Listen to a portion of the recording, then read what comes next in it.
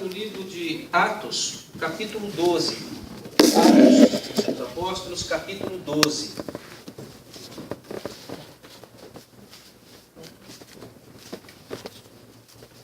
Atos, capítulo 12.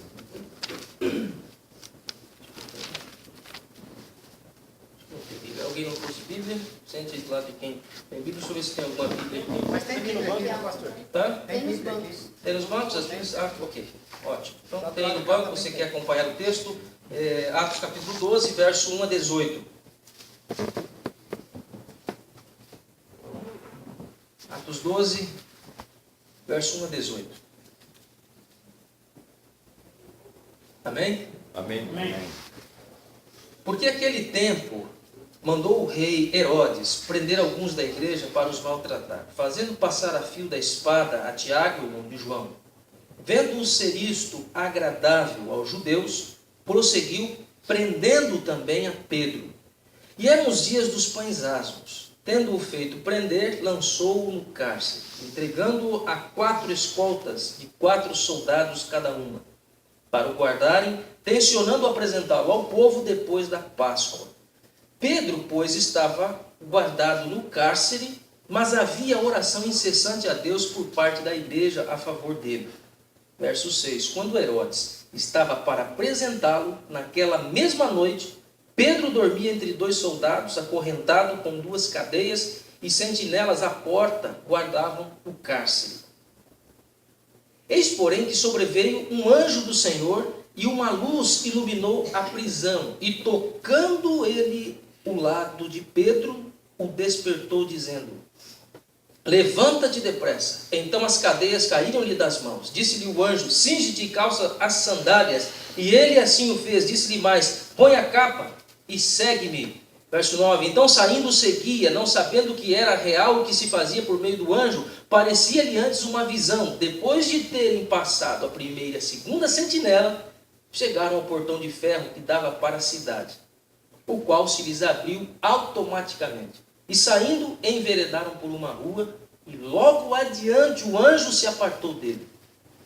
Então Pedro, caindo em si, disse: agora sei verdadeiramente que o Senhor enviou o seu anjo e me livrou da mão de Herodes e de toda a expectativa do povo judaico. Considerando ele a sua situação, resolveu ir à casa de Maria, mãe de João, cognominado Marcos, onde muitas pessoas estavam congregadas e oravam. Quando ele bateu ao postigo do portão, veio uma criada chamada Rode quer dizer Rose, ver quem era. Reconhecendo a voz de Pedro, tão alegre ficou que nem o fez entrar, mas voltou correndo para anunciar que Pedro estava junto do portão. Eles lhe disseram: estás louca? Ela, porém, persistia em afirmar que assim era. Então disseram: é o seu anjo. Entretanto, Pedro continuava batendo. Então eles abriram, viram-no e ficaram atônitos. Ele, porém, fazendo-lhe sinal com a mão para que se lhe calassem, contou-lhes como o Senhor o tirara da prisão e acrescentou: anunciai isto a Tiago e aos irmãos. E saindo, retirou-se para outro lugar. Sendo já dia, houve não pouco alvoroço entre os soldados sobre o que teria acontecido a Pedro. Herodes, tendo-o procurado e não o achando, submetendo as sentinelas a inquérito, ordenou que fossem justiçadas. E descendo da Judéia para Cesareia, Herodes passou ali algum tempo. Eu vou ler com vocês até o verso 24 para concluir a história. Ora, havia séria divergência entre Herodes e os habitantes de Tiro e de Sidom, porém estes, de comum acordo, se apresentaram a ele, e depois de alcançar o favor de Blasto, camarista do rei, pediram reconciliação, porque a sua terra se abastecia do país do rei.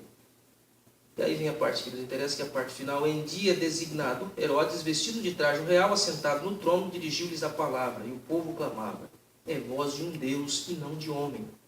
No mesmo instante, um anjo do Senhor o feriu, por ele não haver dado glória a Deus, e comido de vermes, expirou. Entretanto, a palavra do Senhor crescia e se multiplicava. Amém?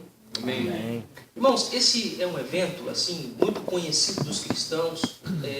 extraordinário que aconteceu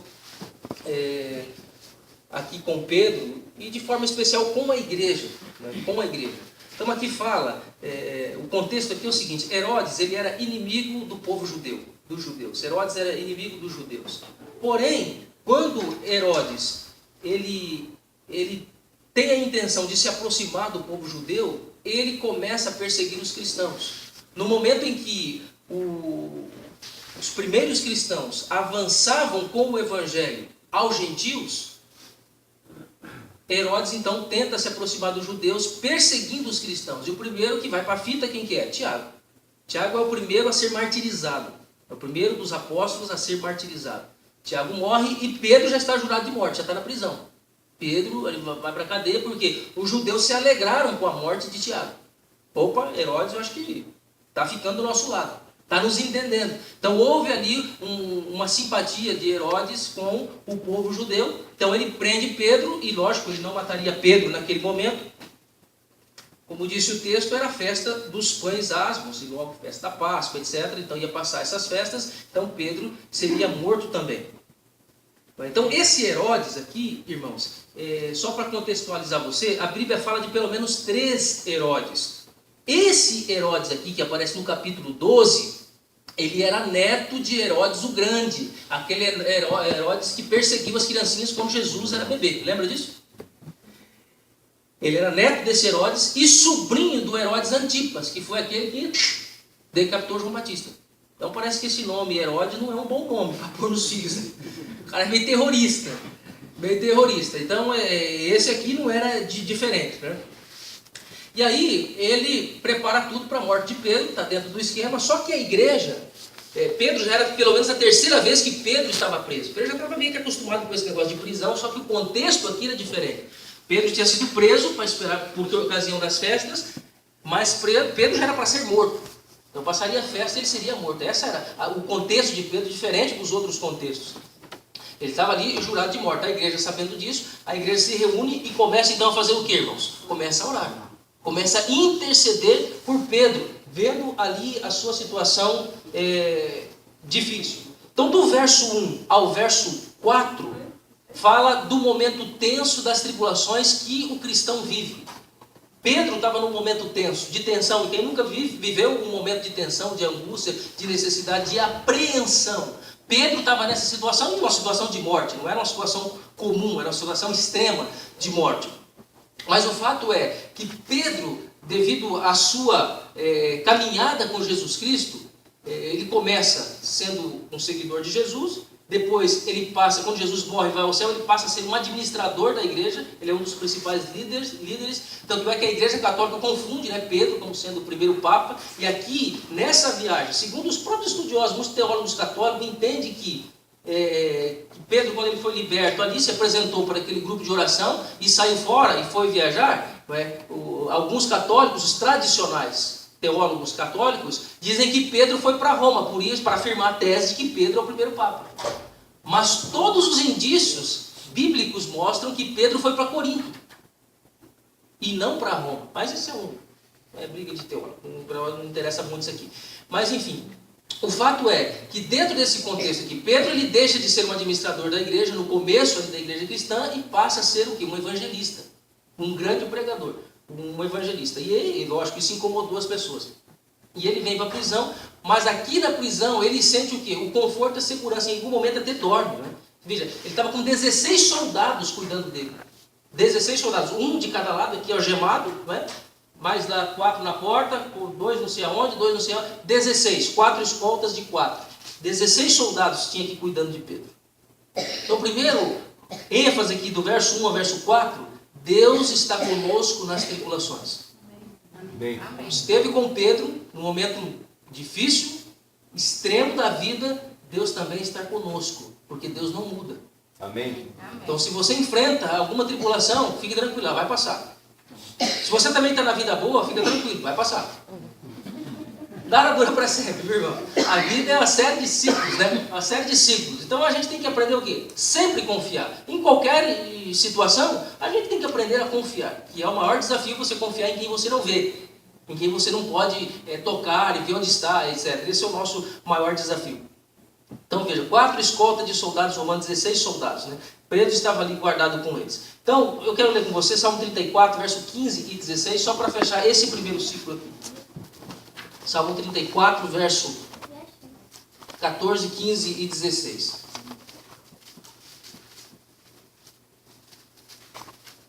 Salmo 34, verso 14, 15 e 16. Esse Salmo 34 ele é extraordinário.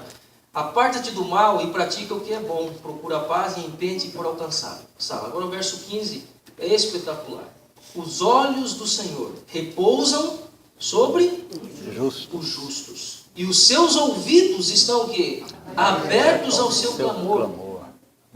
O rosto do Senhor, verso 16, está contra os que praticam o mal, para extirpar da terra a memória. Verso 17, clamam os justos e o Senhor os escuta.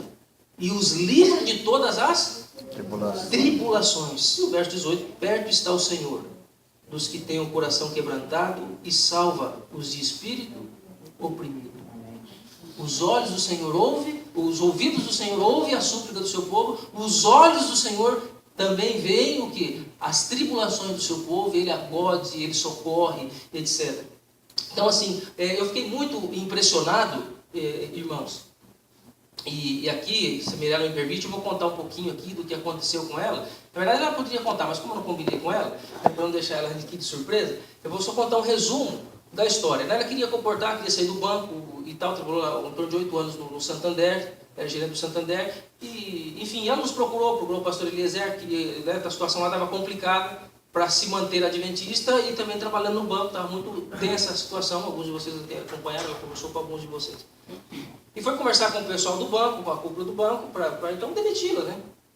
Ela só queria, não ia sair do banco para trabalhar em outra agência no concorrente. Ela ia trabalhar para Deus, enfim, ter um outro estilo de vida profissional. Mas eles não deram muita expectativa, muita chance. Eu lembro que uma vez ela falou para mim assim, pastor, um dos meus gerentes diz o seguinte, que tem 1% de chance.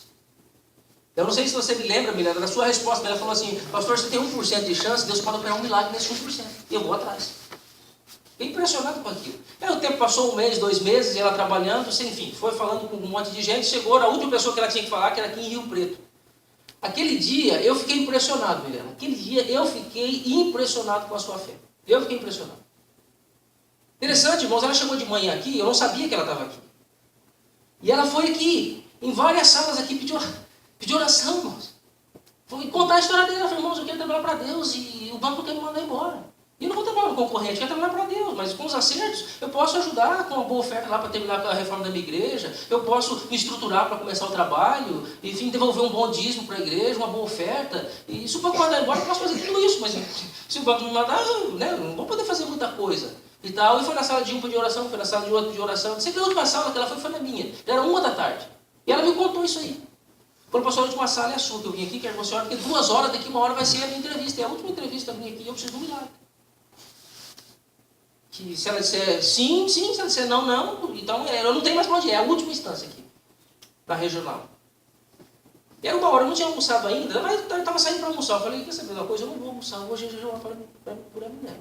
Aí orei com ela ali e tal, ela saiu, 2 horas nós oramos e tal, depois ela me ligou, deu um retorno, falou, pastor, primeira semana de maio, vai ter uma reunião e tal, e eles vão ver o que vão fazer comigo. Existe uma possibilidade, também não existe, então eles têm que aguardar para ver. E a igreja orando, aqui nós na associação orando, ela orando, todo mundo orando, irmãos. Todo mundo orando. Se tem 1% de chance, Deus pode operar um milagre. Deus pode colocar 2 zeros ali na frente ali, e se tornar 100%. Olha, então, essa fé, irmãos, que ela teve, talvez muitos de nós não temos. Aí na sexta-feira ela me liga. Porque uns 15 dias atrás ela me liga. Falou, pastor, sabe o que aconteceu? Eu falei, não faço nem ideia. Falou, o banco acaba de me ligar e mandou embora. Amém. Pagou todos os meus direitos. Falou, pastor, a partir foi uma sexta-feira. Falou, pastor, a partir de segunda-feira eu sou 100% da comportagem. Amém. Deus vê, Deus ouve, Deus responde, Deus opera. Deus não está alheio à situação que você está vivendo, Deus não está apático, não é? Deus não está lá pendurado numa cruz morto, Ele está vivo entre nós, operando, irmãos. Amém. Agindo entre nós. Amém. Então, irmãos, isso acontece com quem ora. Uma igreja que ora vê milagres. Uma pessoa que ora vê milagres. Quando você ora, milagres começam a acontecer, irmãos. Amém. E me admira muitos comportadores que trabalham o mês inteiro, não faz uma oração com o cliente, irmãos. Na verdade, não é comportor, ele acha que é comportor. Tem que rever a vida dos irmãos, isso é muito sério, irmãos. A gente usa máscara para se esconder das pessoas. Deus usa máscaras para se revelar para a gente. E talvez você seja a máscara que Deus precisa lá para se revelar para aquela pessoa. Então seja quem você é de verdade, em nome de Jesus. Então aprenda a orar com os clientes. Nós não podemos ter medo de orar com as pessoas. De falar, eu posso orar por você? Não quero oração. Tá bom, tem quem quer. Vamos para a próxima. Mas a gente tem que abençoar as pessoas porque Deus nos abençoa, irmãos. Amém. Deus nos abençoa para abençoar outros, amém? Amém. Deus nos abençoa para abençoar outros. Então Deus ouve, Deus vê, Deus responde. É espetacular o que Deus faz por nós. Deus vê as nossas tribulações, Deus ouve. E o mais curioso de tudo nessa história de Pedro, irmãos, o mais curioso de tudo é que o anjo, ele foi lá chamar Pedro. Sim ou sim? Sim. O anjo foi lá chamar Pedro. Mas a oração do povo, irmãos, foi chamar o anjo lá no céu, irmãos. A oração do povo tirou o anjo do céu, irmãos, para libertar Pedro, irmãos. Então a sua oração, a oração da igreja, irmãos, pode tirar um exército de anjos dos céus para abrir uma porta para você, para operar um milagre na sua vida se você crer. Amém. A oração move o céu, irmãos. Amém. Por isso que o inferno treme quando a gente ora em nome de Jesus. O inferno treme, irmãos. O inimigo sai e ele não suporta quem ora, irmãos. Ele não suporta. Por isso algumas pessoas têm algumas perseguições. O inimigo não suporta uma pessoa que quando você dobra os seus joelhos em nome de Jesus de Nazaré, o inferno treme.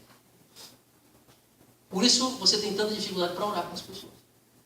Porque a oração, irmãos, ela é a chave, né? É o segredo do negócio. É o segredo. Então, o anjo chamou Pedro, mas a igreja chamou o anjo.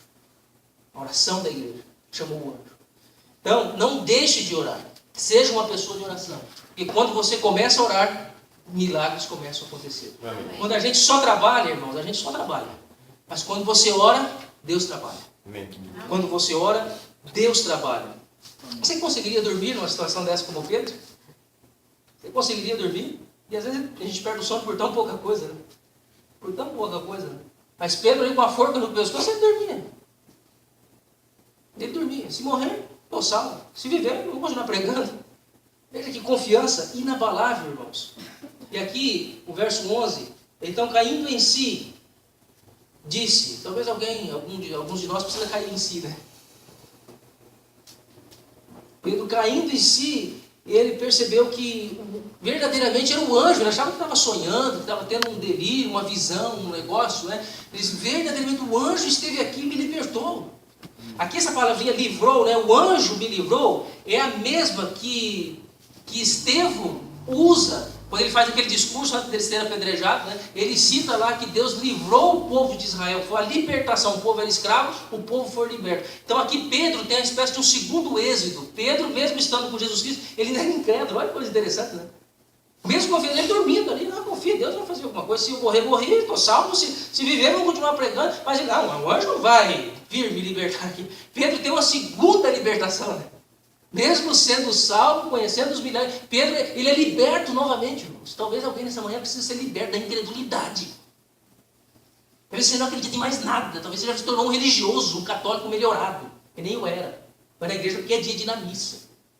Talvez tenha alguém que só vai na igreja porque é dia de culto. Se eu não for, o que vão dizer de mim? Ah, eu sou ancião, que tem que estar lá. O sábado, às vezes o sábado você queria ficar era dormindo lá. Talvez alguns de nós precisem ser libertos, irmãos, de novo. Da incredulidade.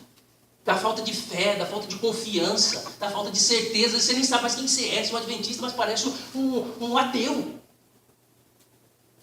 Você diz que ora, mas não ora. Você diz que prega, mas não prega, mas não vive o que prega. Você diz que é um evangelista, mas não evangeliza ninguém. Você diz que é, mas não é. Então, irmãos, está na hora de a gente se libertar de novo. Em nome de Jesus Cristo. Cada dia a gente tem que se libertar das nossas neuras, das nossas lutas, das nossas incredulidades, das nossas falsas crenças, irmãos. Pedro aqui, ele era o anjo mesmo. E o pior, a igreja que orava para que Deus libertasse Pedro, não é Pedro, não é um anjo. Mas um anjo não precisava bater na porta para eles abrirem. O anjo entraria assim. Se fosse um anjo ali batendo na porta lá do grupo que estava orando, o anjo não precisaria bater na porta, ele entraria. Sem bater na porta, né? Então, olha a incredulidade do povo, a insanidade, irmãos. Aqui Pedro nada, é o anjo dele. Se fosse o anjo, ele teria entrado, sempre bater na porta. E às vezes a gente faz cada colocação, cada pergunta que não tem nada a ver. São observações que a gente faz que não tem nada a ver relacionado à nossa fé. Né? Então nem a igreja que orava acreditava no que estava pedindo. Né? E assim às vezes a gente pede, a gente ora, às vezes não acredita naquilo que a gente pede, naquilo que a gente crê e assim por diante. Então caindo em si, será que tem alguém nessa manhã que precisa cair em si? Em nossos dias, será que tem alguém que precisa se tocar, né? Tem alguém que precisa se tocar, que Deus está do seu lado? Um dia eu vi uma ilustração muito interessante, né? Quando você vai esperar alguém na rodoviária, no aeroporto, especialmente em São Paulo, né? Que é muita gente, você leva uma plaquinha, né? Assim, eu já vi no aeroporto, você leva uma plaquinha, né? Sou da Embraer, sou da empresa tal, ou então leva uma plaquinha assim, né? E é muito comum você ver familiares ali, né? Pai, mãe esperando os filhos, que às vezes está tempo sem se ver e tal. E lá de longe, às vezes o pai, ele avista o filho vindo lá na multidão, né? O pai está aqui, né? A mãe está aqui, eu estou aqui, filho. O filho está lá pegando as malas, ele está aqui no vídeo, eu estou aqui. E o filho está lá pegando as malas, está nem aí, né? E assim Deus fala para você, Deus está aí, ei filho, eu estou aqui. Olha aqui, eu estou aqui, quero te ajudar. E tal, você não está nem aí, você está lutando com as suas próprias forças, acorda para Jesus também. Você está aí lutando com as suas forças, remando com a sua própria força, sempre na hora de você dobrar o seu joelho, Senhor, irmãos, isso tem hora que acontece comigo. Tem hora que eu falo, Senhor, eu só tomar conta desse negócio, só me tira daqui, que não dá, ué. Ou você é abençoado ou não é, irmão, não tem jeito, ou Deus é com a gente ou Deus não é, não dá para ver meia boca, irmão. Ou Deus abre as portas ou Deus não abre. Sim ou sim, irmão? Sim. Sim ou sim, irmão? Sim, amém. Ou Deus é Deus, o nosso Deus não funciona, irmãos. Eu tenho que seguir um Deus que funciona. Eu quero um Deus que funciona, eu quero um Deus que está lá estágio, que estava lá na imagem, lá Nossa Senhora, e fazia 50 orações, 50 Pai Nosso, queimava a velha, e nada acontece na vida. Eu cansei desse Deus aí, eu quero um Deus que funciona, e Jesus é um Deus que funciona. Amém. E às vezes o nosso desafio não é controlar a nossa ansiedade, né, irmão? Quando é que Deus vai agir? Porque está demorando tanto, mas Ele vai agir. Ele vai agir, Ele vai operar, de preferência que seja com anestesia, né? Ele vai operar, de preferência com anestesia, que seja sem dor, sem dor, porque ninguém gosta de sofrer. Mas esse é o nosso Deus, irmãos, um Deus de milagres, um Deus que vê, um Deus que opera, um Deus que precisa, Ele nos dá a oportunidade de participar dos milagres. Existem algumas coisas assim, de Deus que são bem engraçadas, irmão Pedro, para mim. Bem engraçado. Você vê, o anjo foi lá, fez o mais difícil, libertou Pedro, tirou as correntes, né? Do Pedro, abriu as portas que estavam trancadas e tal. Mas ele vira para Pedro e diz assim: Pedrão, é o seguinte, cara, o que você está fazendo aí? Põe a sandália no pé, cara. Põe a capa. Pô, o anjo fez o mais difícil, não podia colocar a sandália no pé do Pedro? Mas o que? É a participação humana, irmãos. É o mínimo que nós temos que fazer, é clamar, irmãos. É o mínimo. É clamar. Você lembra que quando Jesus multiplicou os pães, Ele fez o mais difícil, que foi arrumar pão para todo mundo. Sobrou alguns, Ele falou: agora você junta isso aí, guarda, tal, para que nada se perca. Quando Ele ressuscitou a filha de Jairo, o irmão Jairo não está com a gente, que lembrando o Jairo, que ele está no Rio de Janeiro resolvendo uma questão lá abençoada que ele teve, mas ele está bem. E morreu a filha de Jairo, Jesus ressuscitou a filha de Jairo, e quem falou para os irmãos que estavam ali com as pessoas? Para a comida, precisa comer. Olha, ele fez o mais difícil, tem que ter a participação humana. Não é? Quando ressuscitou Lázaro, alguém vai lá e tira a pedra. Então a participação humana, Deus opera, é o poder divino com o esforço humano. Ele vai dizer isso no comportamento evangelista. Então a nossa parte, ela é imprescindível que seja feita. E eu vou aqui concluindo. Ninguém falou nada que eu estou com a Bíblia nova aqui, né? Estou mexendo aqui assim, tá? Ninguém percebeu, deixa o papel cair, mas ninguém fala nada, o pastor está de Bíblia nova, né? Eu ganhei essa Bíblia. Lá na PV, quando eu vim para cá, o pastor Éder me deu uma Bíblia bacana, grandona, assim, de estudo, bem legal, bacana. É o primeiro sermão que eu estou pregando, é esse aqui, né? Essa Bíblia aqui. Muito legal, muito bacana essa Bíblia. Vocês elogiam a Bíblia. Comprar uma dessa. Comprar uma dessa, viu? Parabéns, pastor, viu? Mostra a capa, pastor. Pastor, mostra a capa, que agora ficamos interessados. Isso aí. Ô pastor, já que ninguém falou nada, eu vou dizer por todos. A sua Bíblia tem um designer extraordinário. Aí, Amém. esse é o comportamento verdadeiro, né? O comportamento elogia, né? Muito bem. E pensando aqui, irmãos, na nossa história adventista, né? A liberdade que a gente desfruta hoje O conforto que nós temos como igreja hoje, a estrutura que nós temos como igreja hoje, ela foi comprada por aqueles nossos irmãos que abriram mão de ser livres. Os nossos irmãos do passado, irmãos, eles abriram mão de ser livres para a gente ter o que a gente tem hoje. Muitos doaram tudo que tinha, até roupa, para poder ver o evangelho avançar. Então a gente desfruta hoje de uma estrutura que a igreja tem, que nos deixa até acomodados, não é? Porque eles pagaram o preço para que a gente pudesse ter o que temos hoje. Verso 16, então Pedro continuava batendo, e eles abriram e viram e ficaram atônitos. Quando Deus opera, irmãos, a gente fica atônito. Quando Deus opera na nossa vida, irmãos, na nossa casa, na nossa família, você fica atônito. Uma pessoa, irmãos, que tem um encontro verdadeiro com Jesus Cristo, irmãos, ela não consegue ser a mesma. Essa sempre foi a minha inquietação. Eu preciso encontrar Jesus Cristo. Eu preciso ter um encontro com Ele. Eu não posso ter essa dúvida. Eu tenho que sentir um abraço de Jesus de salvação, de libertação, de cura, de restauração. Eu preciso sentir o abraço de Deus na minha vida. Eu preciso ter um encontro com Ele, senão a minha vida não muda, irmãos. Não muda. E a gente não vai ter um encontro com Jesus de frente com a internet, de frente com a televisão, com o computador. É a nossa vida de comunhão com Deus, irmãos. Tudo isso é importante, mas é a nossa vida de comunhão. É buscando Ele que a gente vai encontrá-lo. No começo do capítulo, no começo do capítulo 12, a situação parece estar totalmente nas mãos de Herodes. Sim ou sim, irmãos? Sim. Parece que Herodes ele tem o controle de tudo nas mãos. Ele manda matar um, manda prender outro, manda soltar quem ele quer. Não é? Ali a comunidade toda em volta, os países vizinhos ali você vê, depende de Herodes, porque ele é o camarada que comanda ali, manda comida para cá, manda comida para lá. Ele é o cara. Parece que ele está no controle da situação, a igreja está lá escondida num cantinho, orando, clamando, o seu líder está preso, condenado à morte, e Herodes parece que é o bambambam da história. Você vai lendo, chega um momento em que o povo se reúne e Herodes faz o seu discurso, e o povo olha assim, uau, isso não é um homem, isso é um Deus, como fala? O povo estupefato. Mas aí aparece de fato quem está no controle da história. Aí aparece de fato quem é que dá a palavra final, né? Deus então envia o seu anjo. Mais uma vez, irmãos, a oração da igreja tira um anjo do céu para matar aquele que queria matar um filho de Deus, para acabar com a raça do filho de Deus. Tem o anjo, mata Herodes. Então aquele que parece que estava no controle da situação, no final, diz ali o último verso que nós lemos, no verso 24, entretanto a palavra do Senhor crescia e se multiplicava. Aí aparece de fato quem está no controle da história.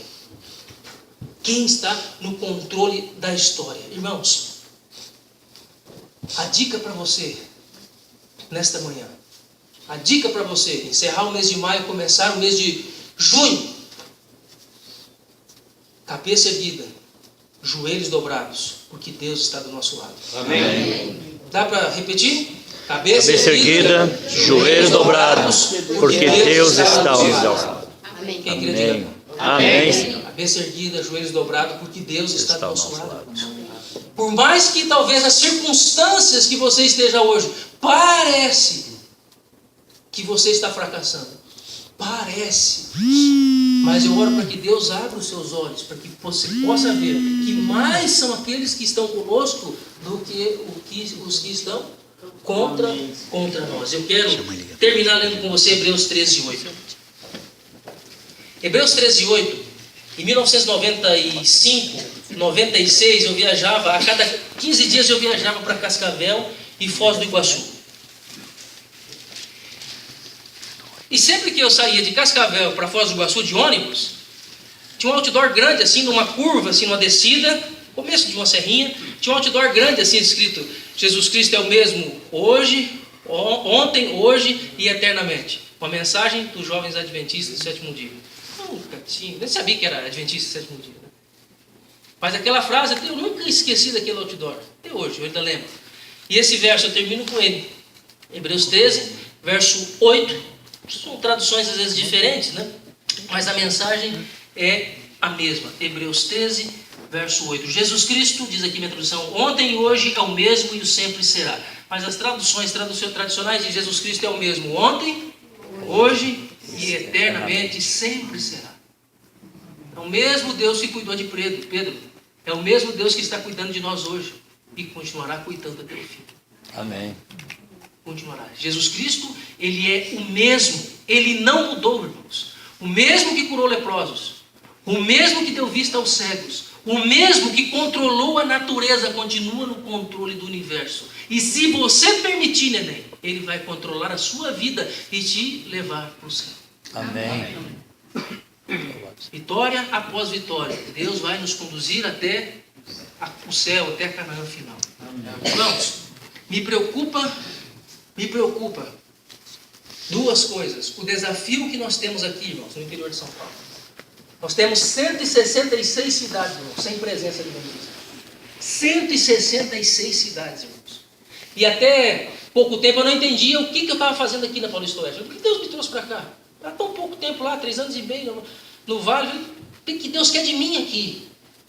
Mas no concílio de anciãos, irmãos, quando o pastor Assírio se levantou e fez um desafio para os irmãos, para os anciãos, para os pastores, para a gente entrar nessa cidade sem presença adventista e ali plantar uma igreja, um grupo e pregar o evangelho para aquelas pessoas, irmãos, eu falei, agora eu entendi porque Deus me chamou.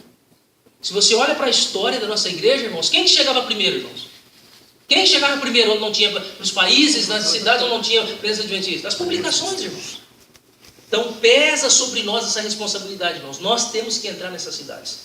Nós temos que botar o pé lá. Nós temos que plantar a igreja, temos que mobilizar a igreja, irmãos. Olha, lá tem 20 interessados que eu levantei, tem 50 interessados. Entende? Para estudar a Bíblia, a igreja vai se mobilizar, irmãos. Deus vai operar no meio desse povo. Então nós temos que ir à frente e abrir portas, irmãos. Nós temos que ir à frente e abrir portas. E eu fico pensando, quão pequeno é o nosso grupo para o tamanho do desafio que nós temos, irmãos. Nós precisamos de mais assistentes, irmãos. Precisamos de mais comportores, de mais missionários, gente que quer ver Jesus voltar. Irmãos. O tempo em que vivemos não mais nos pertence, irmãos. Não mais nos pertence. Daqui o professor Osmar, que é diretor da faculdade da Unesp, de Itaquaritinga, desejo no coração, pastor, quero servir a Deus.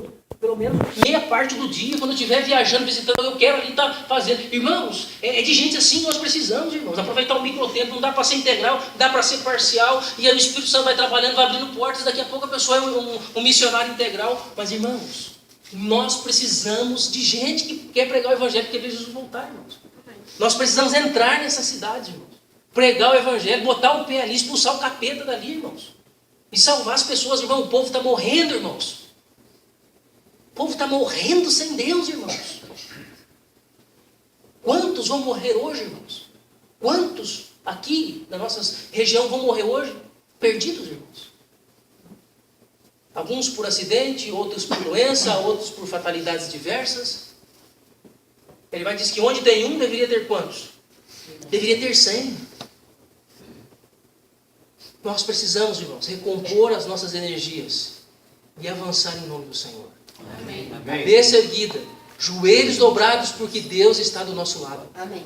Não podemos temer, irmãos, o futuro, a menos que nos esqueçamos o que Deus tem feito por nós no passado e tem feito até aqui. Precisamos avançar, irmãos. Não dá para ficar marcando passo. Não dá para dar mais meia dúzia de ofertas, não dá mais para orar com quem dá para orar. Nós temos que olhar nos olhos das pessoas e dizer quem nós somos e por que estamos ali, o que fazemos. Nós não podemos mais ter crise de identidade, irmãos. As pessoas não são obrigadas a aceitar Jesus Cristo de Nazaré, mas elas precisam saber que Ele é o Salvador e quer levá-las para o céu. Amém. Seja na empresa, seja no comércio, seja nas casas, seja nas igrejas, nós somos a voz de Deus para o povo, irmãos. É você é o pastor daquelas pessoas lá. Uma igreja invisível, você é a pastora daquele povo. Então encha-se do Espírito e sai em nome do Senhor. Amém. Não sei como é que foi o seu mês de maio, mas até aqui o fato é que Deus cuidou de você. Com pouco ou com muito, Deus tem cuidado de você. Amém. Mas em nome de Jesus Cristo, faça a diferença no mês de junho. Seja um calor que vai aquecer a vida das pessoas nesse inverno. Amém. Seja um calor que vai aquecer a vida das pessoas. Dê uma palavra amiga, um conforto. uma leitura da Bíblia, uma oração, um sorriso, um abraço. E as pessoas vão ver Jesus em você. Amém. Então, se em algum momento você teve uma crise de incredulidade, que nesta manhã Deus te recomponha. Deus te fortaleça. Se há alguém entre nós aqui como Pedro que precisa ser liberto de novo de alguma incredulidade, que Deus te liberte nesta manhã. Amém. Se há alguém nesta manhã que precisa que os anjos do céu sejam mobilizados para libertar você, para abrir portas para você, para abençoar você, Deus está disposto a fazer isso. Mas Ele só pede uma coisinha de você: clama e eu responderei. Amém. Clama e eu responderei. É verdade que o relógio de Deus é diferente do nosso. Pode ser que Ele responda agora, pode ser que demore um pouquinho, pode ser que demore um pouco mais, mas Ele responde.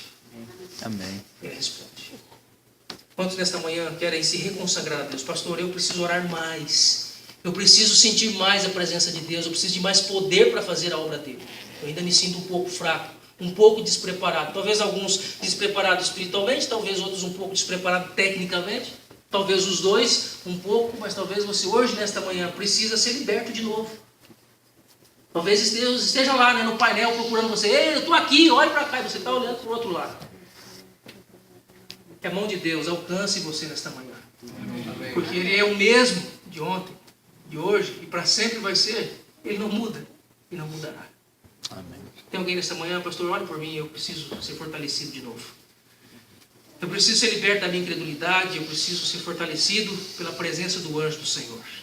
Amém. Vamos orar. Querido Deus e Pai, obrigado porque o Senhor é o mesmo de ontem, de hoje e sempre será.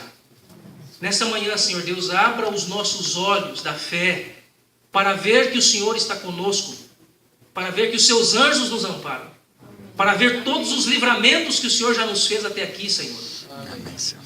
Quantos quilômetros rodados, meu Deus, o Senhor já tem protegido esses nossos irmãos aqui, irmãs. De quantos acidentes o Senhor os livrou. De quantas vezes o Senhor os livrou da morte. De quantas vezes o Senhor livrou esses homens e mulheres, ó Deus, de um negócio mal feito. Às vezes uma venda que não aconteceu e até hoje ele não entendeu por que aquela venda não aconteceu, mas o Senhor sabe. Amém. Porque o Senhor está no controle. Amém. Parece que Obama, parece que Papa, parece que os homens estão no controle do mundo. Mas no final, Senhor Deus, tudo será revelado que de fato, em cada momento da história o Senhor esteve no controle. Amém. E hoje ainda está e estará no controle de tudo. Senhor Deus. Amém. Ajuda-nos a crer nesta manhã que o Senhor é um Deus onipotente na nossa vida. Que o Senhor é um Deus onipotente na nossa família. Que o Senhor é um Deus onipotente no nosso trabalho. Que o Senhor pode fazer todas as coisas na nossa cidade, lá no campo que eu trabalho. Ó Deus querido, ajuda-nos a crer que o Senhor pode todas as coisas. Amém. O Senhor pode mudar circunstâncias. Entregamos a vida, Senhor Deus, desses servos e servas do Senhor aqui, que alguns por anos, outros por meses, têm dedicado o seu tempo, o seu talento nesse ministério. Não tem sido fácil e o Senhor nunca disse que seria fácil. O Senhor apenas disse que estaria conosco.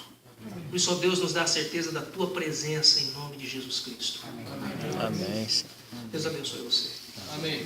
Deus guarde você, Deus ampare você, Deus te dê a energia mental, espiritual e física que você precisa para avançar com a pregação através das páginas em nome do Senhor. Amém.